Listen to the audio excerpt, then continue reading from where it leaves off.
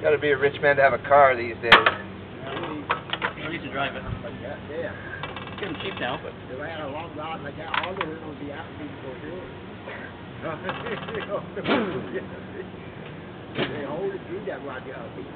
Hold his car. That's why all the ladies come by and visit you, Roger. That's why. You're leaking oil here, eh? Pushrod tube.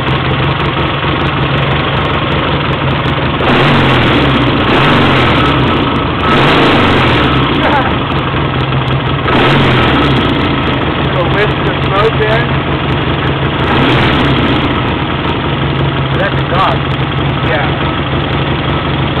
It's going by. Huh? So it's going by and coming out? Yeah. That's the best part.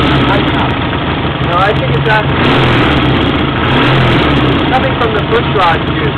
Yeah. I think it's oil like exhaust from the rocker box because the valve guides are loose. So there's gas getting by from the combustion chamber into the rocker box. Yeah, that's It's coming out the pushrod tube. It's not sealed properly.